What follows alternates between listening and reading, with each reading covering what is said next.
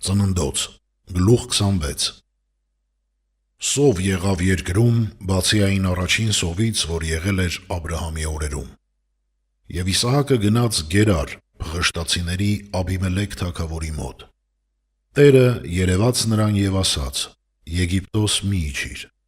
բնակվիր այն երկրում, որ քեզ կասեմ, պանդուխտ եղիր այս երկրում, եւ ես քեզ հետ կլինեմ ու կօրհնեմ քեզ, որովհետև քեզ եւ քո սերնդին եմ տալու այս բոլոր երկրները, եւ կհաստատեմ այն երդումը, որ տվեցի քո հայր Աբրահամին, եւ կբազմացնեմ քո սերունդը երկնքի աստղերի չափ, եւ այս բոլոր երկրները քո սերնդին կտամ, եւ երկրի բոլոր ազգերը քո սերնդով կօրհնվեն, քանի որ Աբրահամը լսեց իմ ձայնը եւ պահեց իմ հրամանները, իմ պատվիրանները, իմ կանոններն ու իմ օրենքները։ Եվ Իսահակը բնակվեց Գերարում, եւ այնտեղի մարդիկ նրան հարցրին իր կնոջ մասին, եւ նա ասաց. նա իմ քույրն է, որովհետև վախենում էր ասել իմ կինն է։ Գուցե Ռեբեկայի պատճառով տեղի մարդիկ սպանեին իրեն, որովհետև նա տեսքով գեղեցիկ էր։ Եվ երբ նա երկար ժամանակ այնտեղ մնաց, եղավ, որ փղշտացիների Աբիմելեք թագավորը պատուհանից նայեց եւ տեսավ Իսահակին իր կնոջ Ռեբեկայի հետ խաղալիս։ Աբիմելեքը կանչեց Իսահակին եւ ասաց. ահա նա իրոք քո կինն է, ինչպես ասացիր նա իմ քույրն է։ Իսահակն ասաց նրան, որովհետև մտածեցի միգուցե նրա պատճառով մեռնեմ։ Աբիմելեքն ասաց. մեզ այս ինչ արեցիր, քիչ էր մնացել, որ ժողովրդից մեկը պառկեր քո կնոջ հետ, եւ դու հանցանք բերած կլինեիր մեզ վրա։ Եվ Աբիմելեքը հրամայեց ամբողջ ժողովրդին ասելով. ով որ այս մարդուն կամ նրա կնոջը դիպչի, մահով կպատժվի։ Իսահակը ցանեց այդ երկրում եւ նույն տարում 100-պատիկ արդյունք ստացավ, եւ Տերը օրհնեց նրան։ Եվ մարդը հարստացավ, հետսետե ավելի հարստացավ, մինչև որ դարձավ մեծահարուստ։ Նա ունեցավ ոչխարներ, արջառներ ու շատ ծառաներ, եւ փղշտացիները նախանձեցին նրան։ Եվ իր հոր Աբրահամի օրոք իր հոր ծառաների բոլոր ջրհորները փղշտացիները փակեցին եւ դրանք հողով լցրին։ Աբիմելեքն ասաց Իսահակին. հեռացիր մեր մոտից, որովհետև մեզնից շատ ավելի զորավոր եղար։ Իսահակը գնաց այդտեղից, իր վրանները խփեց Գերարի ձորում եւ բնակվեց այնտեղ։ Իսահակը դարձյալ փորեց այն ջրհորները, որ փորել էին իր հոր Աբրահամի օրոք եւ որոնք փղշտացիները փակել էին Աբրահամի մահից հետո։ Նա դրանք կոչեց նույն անուններով, ինչպիսի անուններ դրել էր իր հայրը։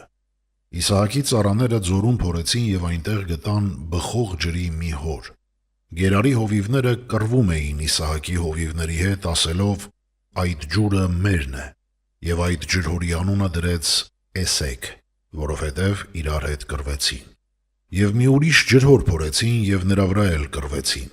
եւ նրա անունը դրեց Միթնա։ Նա գնաց այդտեղից եւ մի ուրիշ ջրհոր փորեց, բայց դրա վրա չկռվեցին։ Նա դրա անունը դրեց Ռոհոբոթ եւ ասաց, թե այժմ Տերը մեզ ընդարձակ տեղ տվեց եւ երկրում պտղաբեր կլինենք։ Իսահակն այդտեղից բարձրացավ Բերսաբեե, եւ Տերն այդ գիշեր երևաց նրան ու ասաց. ես եմ քո հոր Աբրահամի Աստվածը, մի վախեցիր, որովհետև ես քեզ հետ եմ, կօրհնեմ քեզ եւ կբազմացնեմ քո սերունդն իմ ծառա Աբրահամի պատճառով։ Իսահակն այդտեղ զոհասեղան շինեց եւ կանչեց Տիրոջ անունը։ Իր վրանը խփեց այդտեղ եւ Իսահակի ծառաներն այդտեղ ջրհոր փորեցին։ Աբիմելեքը Գերարից գնաց նրա մոտ իր խորհրդական Վոքոզաթի եւ իր սպարապետ Փիքողի հետ։ Իսահակն ասաց. ինչու եք եկել ինձ մոտ, քանի որ դուք ինձ ատում եք եւ ինձ դուրս արեցիք ձեր մոտից։ Նրանք ասացին. մենք տեսանք, որ Տերը քեզ հետ է։ Ոստի ասացինք, թող երթում լինի մեր միջև, այսինքն մեր ու քո միջև եւ ուխտ կնքենք քեզ հետ, որ մեզ չար բան չանես, ինչպես որ մենք էլ քեզ չենք դիպել եւ միայն բարություն արեցինք քեզ ու խաղաղությամբ ճանապարհ դրինք քեզ։ Դու օրհնված ես Տիրոջից։ Իսահակը նրանց համար խնջույք արեց և նրանք կերան ու խմեցին։ Վաղ առավոտյան վեր կացան և երդվեցին միմյանց։ Իսահակը նրանց ճանապարհեց և նրանք խաղաղությամբ գնացին։ Նույն օրը Իսահակի ծառաները եկան ու նրան պատմեցին իրենց փորած ջրհորի մասին և ասացին նրան. «Ջուր ենք գտել», և նրա անունը դրեց Սաբեե։ Դրա համար այդ քաղաքի անունը մինչև այսօր Բերսաբեե է։ Եսավը 40 տարեկան էր, երբ կին առավ Քետացի Բեիրի աղջիկ Հուդիթին և Քետացի Ելոնի աղջիկ Բասեմաթին, և սրանք Իսահակի և Ռեբեկայի կյանքը դառնացրին։